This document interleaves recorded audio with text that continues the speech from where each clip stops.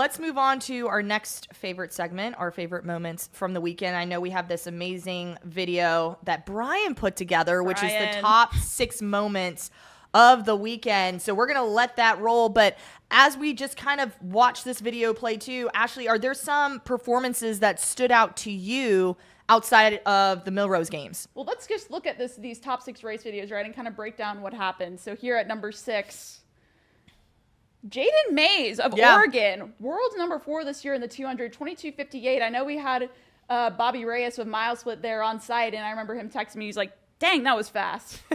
Going to number 5, Nia Akins in the 600, 1:24:32. That is a world lead and one of the fastest times ever recorded indoors. Number 8, all time. She is the stud there, especially at the 800 distance. Number 4, our guy, Brandon Miller. Also in the 600, 1:14:03 world lead. Number 3 all-time indoor. This was at the Don Kirby Elite Invitational out in Albuquerque. At number 3, number 5 collegiate all-time. Come on. Anas Asai, 3:51:91 mile. He runs for South Carolina. He clocked this at BU this weekend at the David Emery Valentine Invitational. He did not win the race, but he got second, and he is just showing that he belongs in that conversation of the milers in the NCAA. Number 2, Doris Lemgold of Alabama, 15:04:71 in the 5K.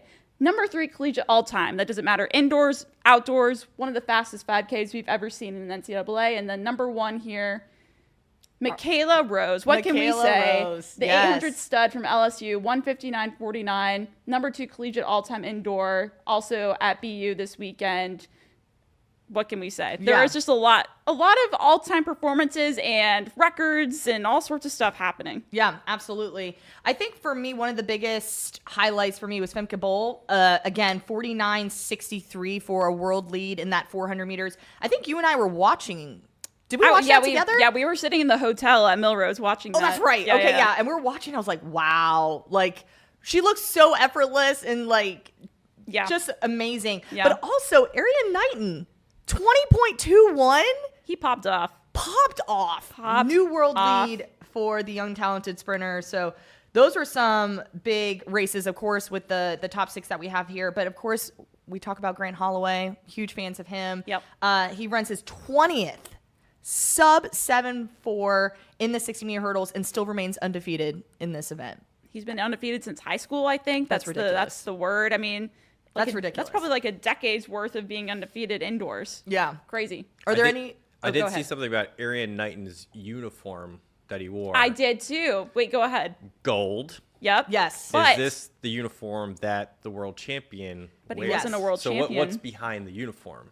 That's what I want to know, because he's technically not a world champion. Well, is this a prediction? Is this true? Is this the prediction? Is this the script? Oh gosh. Is this the Don't script? talk to me about scripts. That's how we could get in a whole conversation, but maybe. Is this the year of Erriyon Knighton? Is this the year? Ooh, I don't know. I think it's a good conversation to have. I mean, Noah's still on top. Noah's still on top right now. Noah's still on top. But I feel like Erriyon Knighton, like, just every year, or like at least the past couple years, it's just like a little bit more every year. Yeah.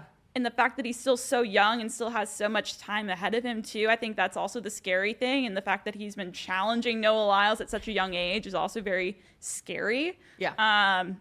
And again, for him to open up indoors with a 2021, like, that's legit. So I think there's more to come. So maybe it is a prediction. Maybe it is a script. Who knows? Who knows? Who knows?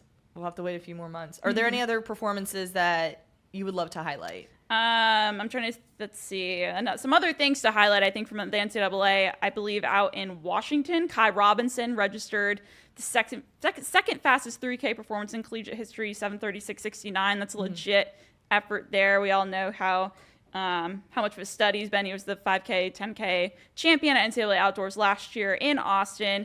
And then Gudaf Sagai. We were watching this race, part of the World Indoor Tour. She ran the 3K, I believe, in 11.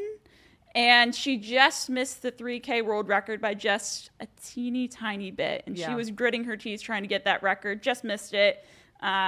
She's the 5K world record holder outdoors.